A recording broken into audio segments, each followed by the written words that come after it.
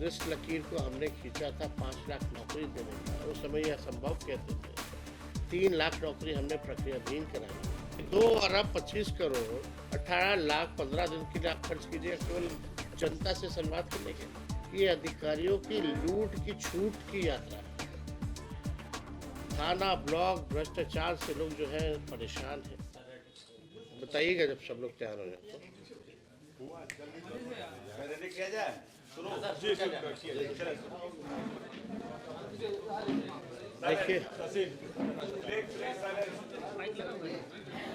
देखिए चौथा चरण कार्यकर्ता दर्शन सा संवाद कार्यक्रम का चल रहा है और इस चौथे चरण में कोसी के इलाके, सीमांचल के इलाके, जो पूर्णिया प्रमंडल में जितने भी जिले हैं उन सब का दौरा हो रहा है। और इसी के सिलसिले में आज पूर्णिया जिला का जितने हमारे पार्टी के वर्कर हैं इस ज़िले में, चाहे वो पंचायत स्तर के हों या ब्लॉक लेवल के हों या जिला लेवल के हों या बूथ लेवल के हों, सभी लोगों से जो है संवाद हम लोग करेंगे। मूल मकसद यही है कि पार्टी का विस्तार और संगठन कैसे मजबूत हो, विचारधारा को जन जन तक कैसे पार्टी के हम लोग लोगों तक पहुंचाने का काम करें, और लोकल जो इश्यूज़ हैं, क्योंकि अलग अलग विधानसभा, अलग अलग ब्लॉक के अलग अलग समस्याएं होती हैं, तो उससे जो है अवगत कैसे कार्यकर्ता हम लोगों को कराने का काम करते हैं। और इसी के फीडबैक के अनुसार जो है हम लोग जो है काम कर रहे हैं। तो जो भी फीडबैक मिलता है, क्या कमी बेसी है, उसको देखते हुए ही हम सब लोग जो है काम कर रहे हैं संगठन के मजबूती के लिए। साथ ही साथ उन्हीं के फीडबैक से पता चलता है जो समस्याएं हैं। आप देखिएगा जो पूर्णिया का इलाका हो, सीमांचल का इलाका हो, यहाँ गरीबी बहुत ज़्यादा है, पलायन बहुत ज़्यादा है, बेरोज़गारी बहुत ज़्यादा है, और ख़ास तौर पे महंगाई की मार जो हमारी माताएं बहनें जो झेल रही हैं। के तहत हम लोगों ने घोषणा किया था कि माई बहन मान योजना हम लोग लाएंगे और सरकार बनने के 1 महीने के भीतर ही 2500 रुपये खाते में सीधे उनके जाएगा। ये योजना की शुरुआत हम लोग कर देंगे। और इसी फीडबैक के अनुसार पता चला कि भाई बिजली बिल से, स्मार्ट मीटर से, लैंड सर्वे से सभी लोग जो है परेशान हैं। इसलिए हम लोगों ने बोला कि भाई लोग जानना भी चाहते हैं कि क्या विजन है, आपको मौका मिलेगा तो आप क्या कीजिएगा बिहार की जनता के लिए, और जो अंतिम पैदान पे जो करीब खड़ा है उसको आप मुख्य धारा में कैसे लाइएगा। क्योंकि आज का दौर सामाजिक न्याय के साथ साथ आर्थिक न्याय का भी दौर है और लोग परेशान हैं बढ़ती महंगाई से। इनकम ज़्यादा नहीं है लेकिन खर्च ज़्यादा है। तो इसको देखते हुए ही हम लोगों ने तय किया था बिजली जो है हम लोग 200 यूनिट फ्री में बिजली पूरे बिहार के लोगों को हम लोग दिलवाने का काम करेंगे। साथ ही साथ वृद्धा पेंशन हो या सामाजिक सुरक्षा पेंशन हो, चाहे दिव्यांग भाइयों का हो, बहनों का हो, चाहे जो विधवा औरतें हैं उनका आप देखिएगा केवल 400 ही रुपये जो है पेंशन मिलता है, या जो वृद्ध लोग जो है 400 मिलता है। तो हम लोगों ने इसी को देखते हुए तय किया कि इसको 400 से 1500 रुपये हम लोग करेंगे अगर हमारी सरकार बनेगी तो। और भी फीडबैक्स मिल रहे हैं और जैसे जैसे एक बार हम लोग पूरा बिहार घूम लेंगे तो उसके हिसाब से जो हमारा जो विजन होगा, क्या रोड मैप है, क्या ब्लूप्रिंट है, वो बिहार के लोगों से, आप लोगों से हम लोग साझा करेंगे। लेकिन मौजूदा जो डबल इंजन की सरकार है, लोग इससे त्रस्त हो चुके हैं।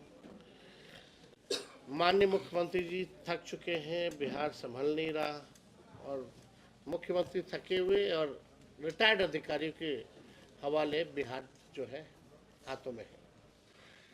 कहीं भी आप देख लीजिए कोई काम नहीं हो रहा, चाहे लॉ एंड ऑर्डर की स्थिति देखिएगा तो क्रिमिनल डिसऑर्डर हो चुका है। इंफ्रास्ट्रक्चर की बात करें तो फ्रैक्चर हो चुका है इंफ्रास्ट्रक्चर का। पुल पुलिये जो है लगातार गिरते जा रहे हैं, बांध जो है चूहा खा जाता है। पिछले बार ही जो बाढ़ आई उसमें जो है कोई योगदान केंद्र सरकार ने नहीं किया। नरेंद्र मोदी जी या हम लोगों वादा किया था कि बिहार को विशेष राज्य का दर्जा देंगे। एक बार नहीं, 3 बार वो बन गए प्रधानमंत्री। अब तक वो वादा जो है पूरा उन्होंने नहीं किया। चाहे चीनी मिल खोलने की बात हो, अब तक जो है प्रधानमंत्री जी ने कोई भी मिल खुलवाया नहीं। बिहार को ना स्पेशल पैकेज मिला, साफ तौर पे कई सरकारी योजनाओं में कटौती भारत सरकार ने करने का काम किया। बिहार के ही वोट के दम पर वो प्रधानमंत्री कई बार बने, 3 बार बने, लेकिन बिहार को हिस्से में कुछ नहीं मिला। हम लोगों की पुरानी मांग रही थी बिहार को विशेष राज्य का दर्जा देने की। आदरणीय मुख्यमंत्री जी भी इस बात को चाहते थे कि मिले, लेकिन अब क्यों खामोश है, अब क्यों मौन है? अब माननीय मुख्यमंत्री अगर, क्योंकि उन्हीं की बदौलत जो है देश में राज चल रहा है मोदी जी का, अगर वो समर्थन ले ले तो नहीं चलेगी। लेकिन आज स्थिति में भी अगर वो बिहार को विशेष राज्य का दर्जा नहीं दिला पाते हैं तो इसका क्या फायदा? 20 साल से ये मुख्यमंत्री हैं, इनके पास कोई नया रोड मैप नहीं है। जिस लकीर को हमने खींचा था 5 लाख नौकरी देने का, उस समय यह असंभव कहते थे। 3 लाख नौकरी हमने प्रक्रियाधीन कराई, आज उसी की बात कर रहे हैं। आप देखिएगा कि वो आप कहते हैं 20 लाख देंगे। अरे 20 लाख तो दूर की बात है, आपके बस की बात नहीं है। आप पहले असंभव कहते थे, हमने संभव करके दिखाया। आज 1 साल लगभग दूसरी सरकार को, एनडीए की सरकार को होने जा रहा है। दिसंबर जनवरी में सरकार हमारी जो है गिरी थी, उससे अब तक कितने पेपर लीक हो गए? तेजस्वी के आने से पहले पेपर लीक, तेजस्वी के जाने के बाद पेपर लीक। एक नौकरी बता दो दिया गया उसको, परीक्षाएं रद्द करनी पड़ रही है, छात्रों को जो है डीएम साहब थपड़िया रहे हैं। यही लाठी जूतों की सरकार रह गई है। कोई अपने हक अधिकार के लिए लड़े तो उस पर डंडे बरसाए जा रहे हैं।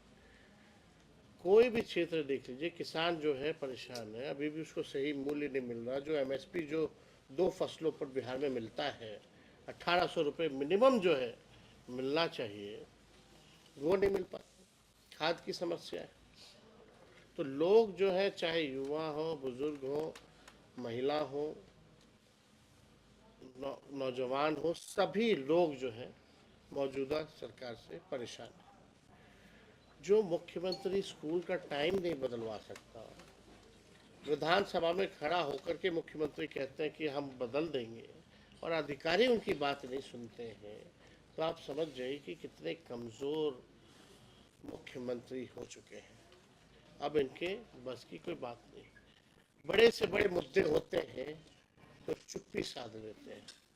आप बताइए कितने बड़े से बड़े इश्यूज आए, लेकिन अभी जो सत्र विधानसभा में चला, दोनों सदनों में, विधानसभा हो या विधान परिषद हो, दोनों में चुप्पी, एक शब्द भी मुख्यमंत्री नहीं बोला। ये इतिहास में पहली बार हुआ है बिहार के, या हमको लगता है देश के किसी भी विधानसभा में, जहां मुख्यमंत्री सत्र के दौरान एक शब्द भी नहीं बोले। अब मौन है या उनको बोलने नहीं दिया जाता है, अब ये तो वही बात बताएंगे। लेकिन माननीय मुख्यमंत्री जी संवाद पे निकल रहे। आज हमने भी सवाल पूछे हैं माननीय मुख्यमंत्री जी से।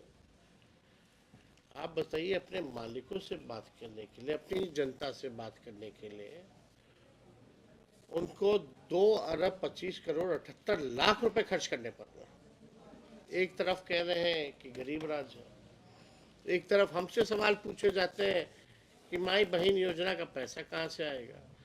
तो ये ना बताओ भाई कि 2 अरब 25 करोड़ 18 लाख 15 दिन के लिए आप खर्च कीजिएगा केवल जनता से संवाद करने के लिए, और 20 सालों तक आप निकले हैं कोई भी यात्रा में, कौन से काम का समाधान आपने किया है?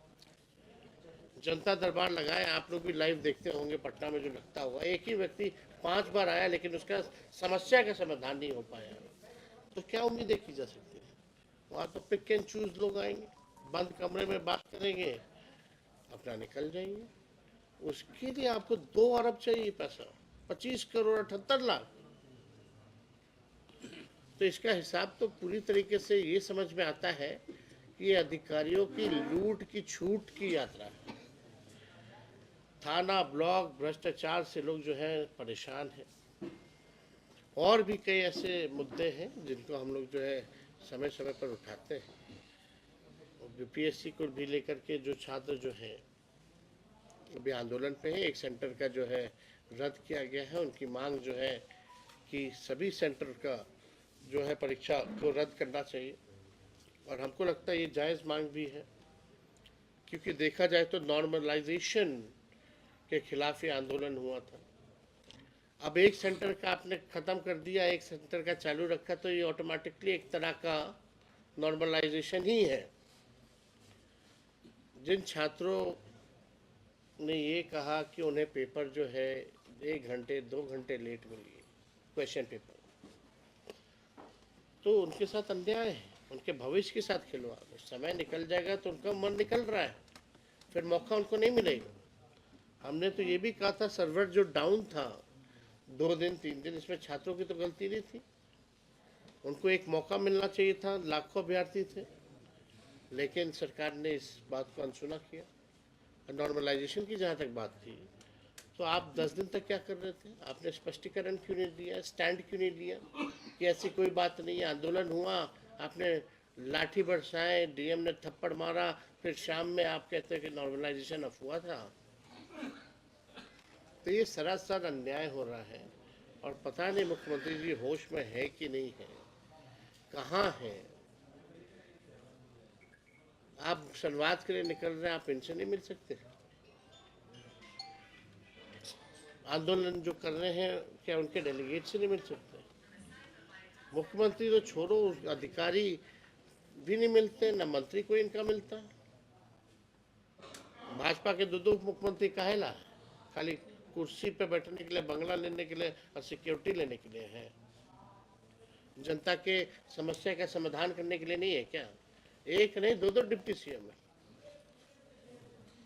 क्यों नहीं जाके मिल रहे? क्यों अन्याय हो रहा है? पेपर लीक हो रहा है, जिम्मेवार कौन है भाई? जिम्मेवारी कौन लेगा इसकी? किस पे कार्रवाई हुई है? किसी पे कार्रवाई? और जितने पेपर लीक होते हैं, एक ही जिले का तार क्यों जुड़ा रहता है? अब तक जितने पेपर लीक हो नहीं की जाती है। तो बिहार जो है, बिहार की सरकार सरकार नहीं रह गई है, कोई इनका अस्तित्व नहीं रह गया। जनता के प्रति ये उत्तरदायी नहीं है। इनको बस अपने गद्दी पे बैठना है, राज करना है, भोग, और कोई मतलब नहीं है। बिहार के विकास को लेकर के ये चिंतित नहीं है ब्लूप्रिंट है, विजन है बिहार को आगे ले जाने का। और कोई सवाल होगा तो पूछिए। दो सवाल है मेरा सर। एक तो माई बहन मान योजना जो आप लेके आ रहे हैं, तो इसके आप मैनिफेस्टो में लेके आ रहे हैं कि 2025 में अगर सरकार आती है तो इसको आप लागू करेंगे, तो ये किसके लिए होगा? इसमें कुछ आप बनाए हैं कि बीपीएल है, बीपीएल है? आप भाई साहब, जाति आधारित गणना हुई, उसमें लोगों की आर्थिक स्थिति का भी जो है पता चला। उसमें 94 लाख ऐसे परिवार हैं जो गरीबी रेखा के नीचे आते हैं, जिनका आय 6,000 रुपये से भी कम है। उन लोगों को होगा, जो ज़रूरतमंद महिला होंगी उनको दिया जाएगा। आरएसएस प्रमुख का एक बयान आया है, जो राम मंदिर बनने के बाद हिंदू मुस्लिम में दंगे ज्यादा हो रहे हैं और हिंदू नेता इस मुद्दा को उठा के नेतागिरी कर रहे हैं। सब बेकार की बातें, इन लोगों का काम ही है दिन रात यही बातें करना। सर अमित, अरे कभी देश की प्रगति की बात करो, भाईचारे की बात करो, संविधान की बात करो, लोकतंत्र की बात करो, किसान से भी कभी बात कर लो। प्रमुख तो उसका सर विरोध किया है ना। अंबेडकर जी को लेके अमित शाह जी का जिस तरह से बोलने बयान का आया नहीं बनता। पार्लियामेंट में, अंबेडकर जी को लेके जिस तरह से अमित शाह जी का बयान आया, उसके बाद संसद में भी हंगामा हो रहा है। और इधर बिहार के जो दोनों डिप्टी सीएम हैं, उन्होंने लालू जी पर भी बयान दिया है, क्या कहेंगे? अरे जितना बयान देना, इन लोग को गाली देना देना भाई, इनके सारे गाली को झेलने की ताकत हम लोग रखते हैं, और ये जितना गाली देंगे हमको उतना फायदा है। भाजपा में तो कंपटीशन है ना कि कौन बड़ा टीटीएम है, कौन ज्यादा से ज्यादा ताबड़तोड़ तेल मालिश कर सकता है। तो लोग लगे रहते हैं, एक उप मुख्यमंत्री कुछ बोलता है तो दूसरा पीछे ना छूट जाए तो वो कूद जाता है, वो कूद जाता है तो प्रदेश अध्यक्ष कूद जाता है, नहीं तो केंद्र मंत्री कूद जाते हैं। आप पूछिए। भाजपा में तो ये चल रहा है, तो ये लोग कुछ भी बोले।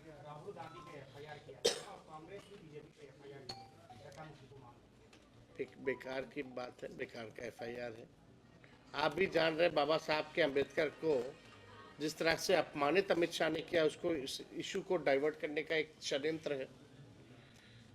अब देश की जनता बेवकूफ तो है नहीं कि जो ये पिक्चर दिखाएंगे वही पिक्चर देश की जनता देखेगी। हम लोग अंधे तो है नहीं, हम लोग सब लोग जानते हैं कि बीजेपी के लोगों की मानसिकता बाबा साहब अम्बेडकर के प्रति क्या है। हमने शुरू से ही कहा है कि इस देश के लोग जो हैं बाबा साहब अम्बेडकर का अपमान सहेंगे नहीं।